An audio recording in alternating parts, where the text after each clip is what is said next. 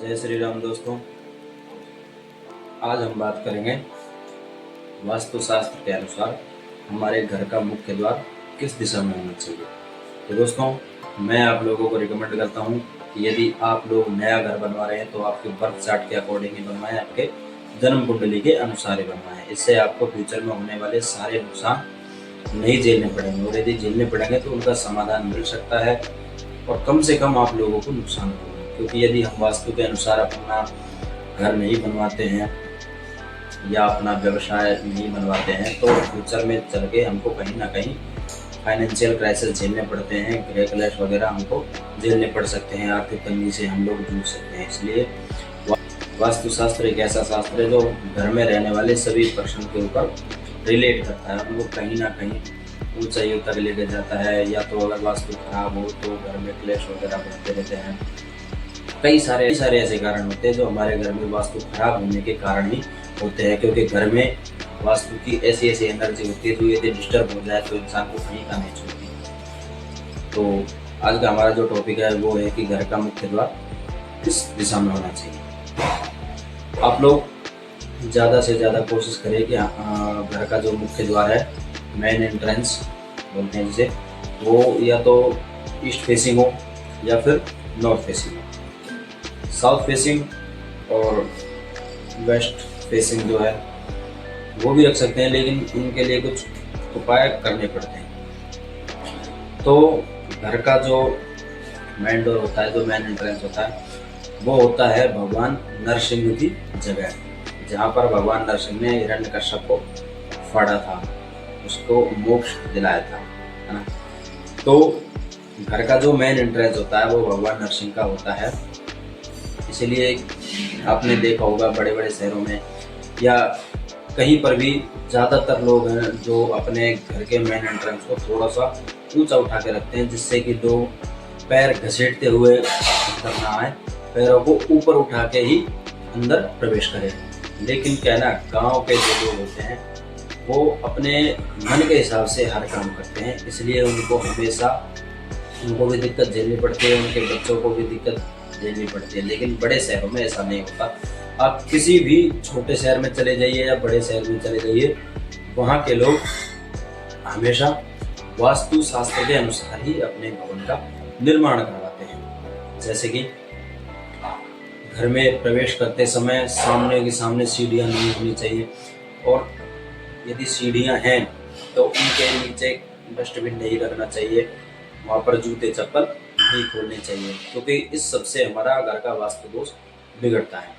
तो आप लोग भी यदि आपके घर का मेन एंट्रेंस किसी भी दिशा में है तो ध्यान रखिएगा, आप लोग जो मेन एंट्रेंस है उसको थोड़ा सा ऊंचा उठवा के बनवाइए, जैसे कि पहले के ज़माने में होता था। जैसे पहले का ज़माने में क्या होता था कि पुराने जो लोग थे वो अपने घर को, जो मुख्य जो गेट होता था उसको वो लकड़ी का भी था, तो भी उसके नीचे एक गाटर लगाते थे, एक लकड़ी जैसा कुछ लगाते थे, जिससे कि लोग पैर उठाकर ही ऊपर अंदर प्रवेश कर सके, ना कि पैर घसीटते हुए। तो इस बात को आप लोग ध्यान रखिएगा, क्योंकि आपके जो घर का मेन एंट्रेंस है वो सिर्फ आपके घुसने के लिए नहीं होता, बल्कि उससे हमारी पॉजिटिव एनर्जी आती है और सकारात्मकता बढ़ती है घर में।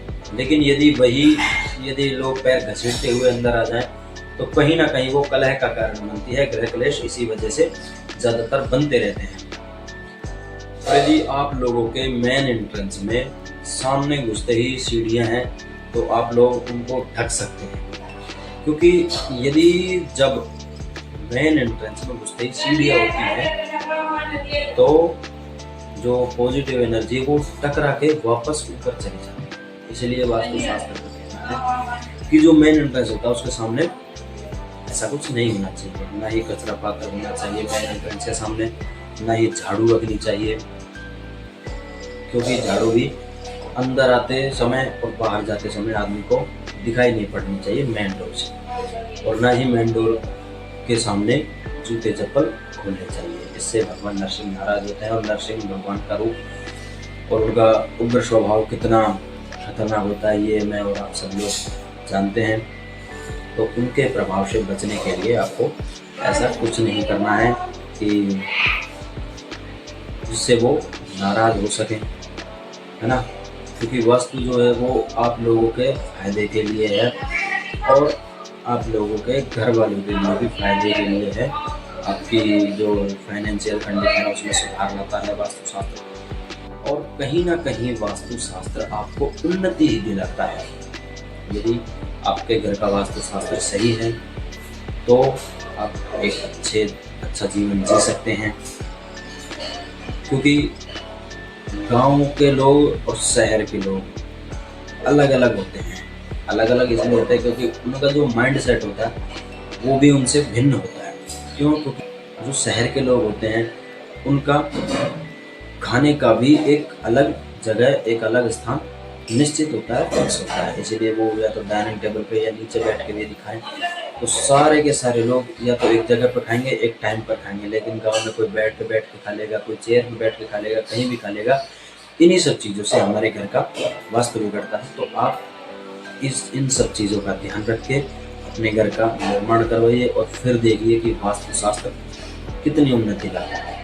और अपने घर के मेन डोर पर हमेशा बंद दरवाल बनाकर उस पर टांगना शुभ होता है। और घर के मेन डोर पर ओम यस वास्तु का आप चिन्ह लगा सकते हैं। और अंदर घुसने के बाद एक जो वाइंड चेन होती है जिसको झालर बोलते हैं, वो लाकर आप अपने घर पे लटका सकते हैं। इससे हमारे आपके जो वास्तु बिगड़ा है उसमें सुधार होगा। तो मिलते हैं अगली वीडियो में। धन्यवाद।